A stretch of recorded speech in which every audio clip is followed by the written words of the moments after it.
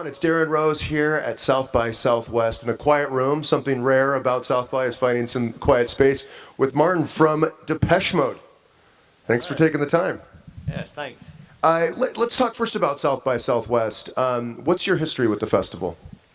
I have to be honest, and I have zero history. But that's great. I mean, is it something that you guys have either talked about, or what's kind of been the stigma, I guess, about what you know of South by Southwest? There's no stigma to it. I think we've just decided to do things differently this time regarding the promo of this record. Mm-hmm. We've rehearsed early so that we're ready to play at this stage of a record. You know, we can actually go out before the album's released and play things like this, mm-hmm. and do live TVs. You know, usually we're not rehearsed. We leave it till the last minute before we go on tour. Really? And then we don't have, you know, we can't fit in things like this, or it was the wrong time of year for this, but we can't even do live TVs. Let's talk about the new album coming out April, I believe. Is that? I think it's out later this month. Later this month. Okay, we already are in March, aren't we? Yeah.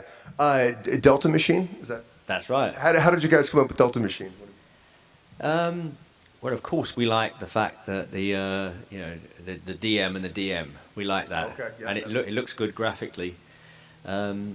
And we have been kind of playing around with like electronics and like kind of blues influences for a while now. Mm-hmm. So that's why the two things, the Delta and the Machine bit. Okay. And also our music's very electronic based, but it also obviously uses other stuff as well. So it's like organic and inorganic stuff. Okay. So it's lots of different meanings. Let's get to know you a little bit. I want to kind of throw out some random kind of quick questions here for you. What was the first concert you ever attended? I think the first show that I ever saw was Talking Heads. Oh, cool. Yeah. What about the first piece of music you ever bought? First album you ever bought with your own money growing up? I think the first single I ever bought was, I think it was Donna by 10cc. Okay. If you remember that. I don't know. That's beyond me. I don't know. Yeah. And the first album, I can't remember what the first album I bought was, but I remember the first album that I had was Ziggy Stardust by David Bowie. Another good one, yeah. Because fortunately for me, my cousin gave it to me. And I don't know why she gave it to me, but I suppose it was a life-changing moment. Yeah, absolutely. What about around the house growing up? Your first exposure to music? Maybe it was something that your older siblings or parents had on the stereo in the house. What were some of those artists? I fell in love with music at about the age of 10, mm-hmm. when I looked in a cupboard and found literally a plastic bag full of old 45s, and they were my mum's records. They were all old rock and roll, like classics. It was like Elvis, Chuck Berry, Del Shannon, mm-hmm. The Platters, all that kind of stuff. And what about your first exposure as an artist, actually playing music? What was your first instrument, or how were you turned on to performing?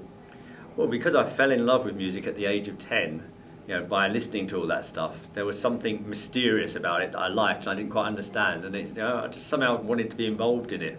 So it took me a few years, but I think I was about 13 when I started playing guitar, mm-hmm. and someone taught me how to play a couple of chords, and then I got like a chord book, and then just taught myself from there. When you're on the road and you go back home, what's the first thing that you do when after you've been on tour for a while?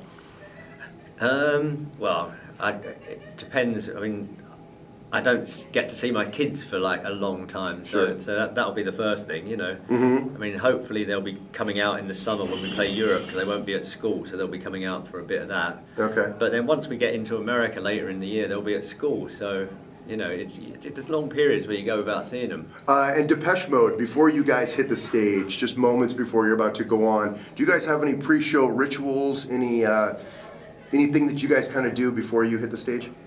Yes, we do. we do this kind of like, I'd have to call it a macho group hug thing. Okay. And we all kind of go, and then we slap each other's hands as hard as we possibly can, and see who can hurt the others the most, which is bad when if you're the keyboard player or guitarist. Anything, yeah, or drummer or whatever. Yeah. If you got to hold something. Is that something you guys have always done as a band? We've done that for a long time now. Yeah. Yeah. Well, before we let you go, I want to talk about Heaven, the first single off the new album, Delta Machine, coming out end of the month. How did that song come about? Can you kind of give us the conception of that and what it means to you guys? I think it's quite a different sounding single for us. It's quite slow, and traditionally our slower songs have never really done as well as the more up-tempo songs. Mm-hmm. But we just felt that it has a special quality to it, and it sets the album up nicely. Mm-hmm. Well, I really appreciate the time today, Martin. Thank Depeche you. Mode, looking forward to the new album, and thanks for enjoy the rest of your South by Southwest. All right, thank you. Thanks, man.